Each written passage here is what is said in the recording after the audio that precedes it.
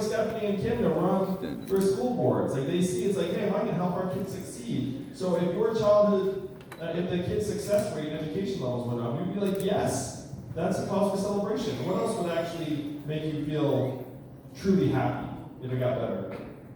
Clean air. Water. Clean air, clean water. I know that there are massive problems with some of like the water issues in the runoff. If you were to say, hey, your air and water quality got better, then you'd be like, oh, that's phenomenal.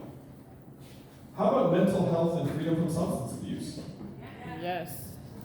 How about the ability to retire with dignity? These are the actual measurements for how we are doing, and yet we are chasing this GDP and corporate profits measurement off a cliff. Robot trucks will be great for corporate profits. They will be terrible for humans. Imagine running an organization and you have the wrong measurements. That's essentially where we are right now as a country.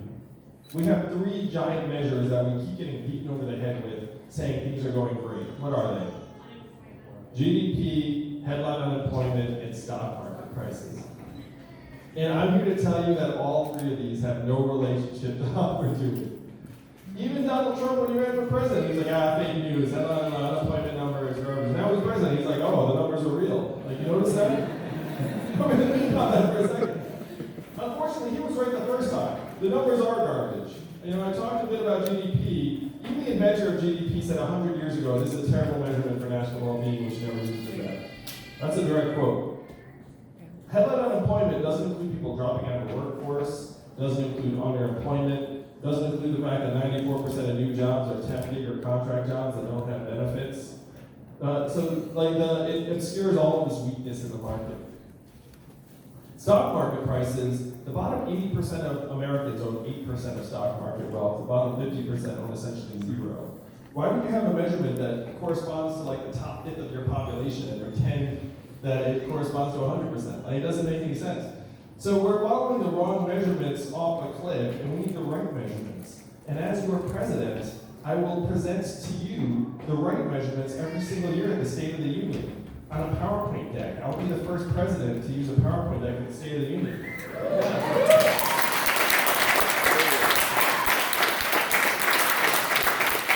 that's an appealing visual to you, then this is probably the campaign for you. Really. But it's very hard to make progress if you don't have the right measurements, the right baselines. We have to humanize the economy.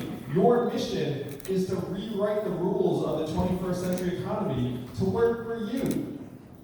This is your job. This is your opportunity. But I have to say, if you fail in this, then this vision dies for at least another 4 years. And what happens during those 4 years? You have seen it start on your farms, and then it went to your factories. Now it's on your main streets. You have to stop it before it hits your highways. You have to make the stand now and say, we understand what the real problems are, and we will turn the tide. You are the only people in the country who can do it. The rest of the country is just like turning on the news and just getting like continually misinformed and the rest of it. Donald Trump's our president today because he got some of the problems right. He said he was going to make America great again, and then what did Hillary Clinton say in response? America's already great. Remember that? That did not work. The whole thing really did not work. I agree. I'll say openly, I supported Bernie last time.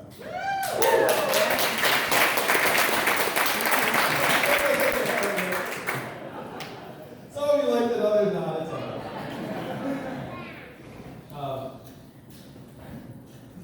So he got some of the problems right. And the right response is not to say the problems aren't there. The problems are there. The problems are real and deep. But we need real solutions that will actually work for you all and your families and communities. What were Donald Trump's solutions in 2016? Build a wall, turn the clock back, bring the old jobs back. That's like the big bring back full. We have to do the opposite of these things. We have to turn the clock. You have to turn the clock forward. We have to accelerate our economy and society as quickly as possible. We have to rewrite the rules of the 21st century economy for us. We have to evolve in how we think about ourselves and our work and our value. And I am the ideal candidate for this job because the opposite of Donald Trump is an Asian man who likes math. Thanks very much, man.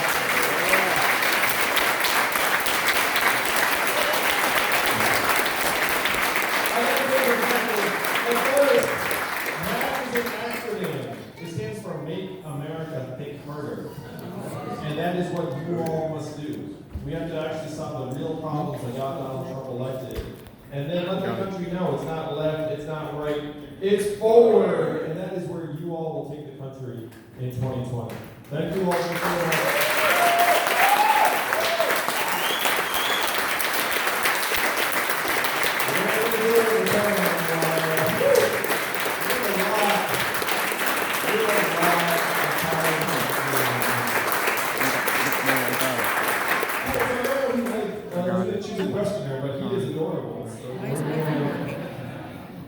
Lacey, can you run a mic? Thank you, Lacey.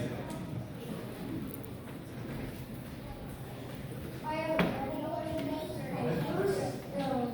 name is Thomas, and I am very concerned about the climate crisis. Who in your stands as president to combat this dire situation, as well as convince other countries that this is an important issue? Thank you, Thomas.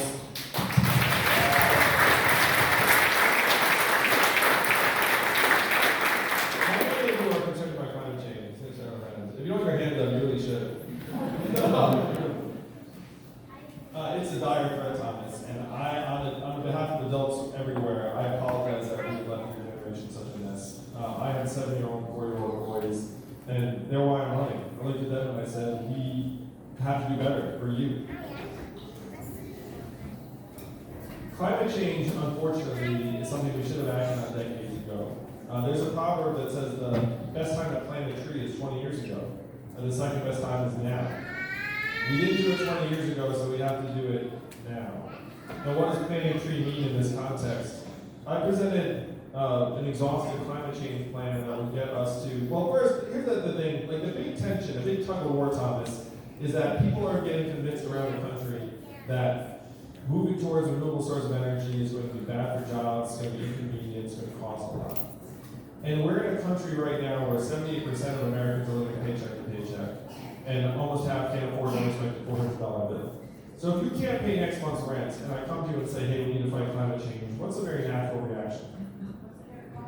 What's it going to cost me? Like, I can't worry about this right now. The penguins will have to wait in line. I just got to worry about it today. A lot of this is if we can get that boot off of people's throats and reverse this mindset of scarcity that's weighing us down, then we can activate more people around climate change. So that's one, to try and gather energy by letting people know that their future is secure and they're going to be here a while, so it's time to start worrying about the big problems. Now, historically, we have spent tens of billions of dollars a year on subsidies for the fossil fuel companies. So we immediately need to zero out those subsidies and say, hey guys, good run, but I'm going to zero this out. And we're going to take those subsidies and move them to wind and solar and renewable sources of energy as quickly as possible. You know, what I love about Thomas's question is he actually realized that the problem is not just here within the US. The rest of the world is 85% of carbon emissions, of energy consumption, which means even if we were to aggressively curb our own emissions, the Earth will continue to warm because the rest of the country is continuing to pollute in various ways. And what's happening in the developing world is that China is showing up and saying, hey, great news, we've got a power plant for you. It burns coal. And then what does that African country say when they're presented with that? Thank you, great. You know, they're not in a position to be that choosy about it. They're like, oh, like power plant, coal, fantastic. So what then do we have to do if we want to try and change that composition of their consumption? We have to show up and say, don't use the coal burning power plant. I've got solar panels, I've got wind turbines, and I'm going to subsidize them up the wazoo to make it a no-brainer for you to go this direction instead of that. So that's what we have to do, number two, after we move all the subsidies of the fossil fuel companies and try to invest in renewables, we have to try and get the rest of the world to do the same thing.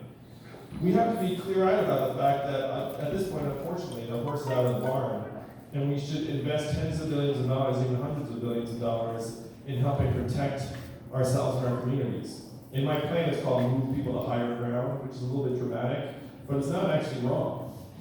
Now, and you all saw with the floods here in this part of the country, where climate change is already having massively negative effects. Where in New Hampshire, I'm running for president, so I apologize if my examples are in New Hampshire. Hopefully you'll forgive me. But in parts of New Hampshire, dozens of buildings are already flooding regularly now. We're not flooding before, and they had a multi-million-dollar shrimping business go to zero because all the shrimp died. So the changes are already here, and we need to start investing in making our communities more resilient and protecting ourselves against the worst effects. One thing I love about the freedom dividend: who suffers the most when there's a flood or hurricane or natural disaster? The poor. People who can't even get in the car and drive off, can't afford insurance. So putting $1,000 a month into our hands actually makes us all more resilient and more better able to protect ourselves in the event of a natural disaster related to climate change. The fifth thing is that I would pass a constitutional amendment that says that we need to safeguard the environment for future generations because we cannot leave you the mess that we have left you, Thomas.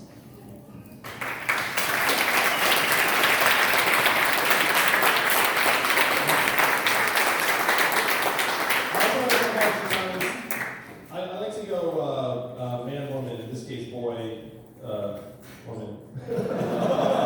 So you can have your hands up for the question. I like it. My name's Taylor, and I'm super passionate about what we're going to do regarding healthcare and rising drug costs. So, yes, I'll just be really upfront with the question: what are we going to do about it? Oh my God, thanks, Taylor. Notice that drug prices only go in one direction.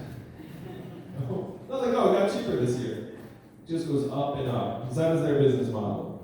And the drug companies, I have friends who've dug into the numbers, and they say they have never seen profiteering and price gouging at the levels that they are right now among drug companies. Did you know that most of the drugs we help fund through taxpayer dollars, and then they're turning around and charging us 2, 3, 4 times as much as they charge citizens of other countries? And our government's not even allowed to negotiate for lower prices on our behalf because the lobbyists are so powerful. The lobbyists got in there and said, no negotiating lower drug prices. Can you believe it? That's like how bad it is. I hope you all get the sense that I owe zero loyalty to the drug companies or any of the corporations that have overrun our government.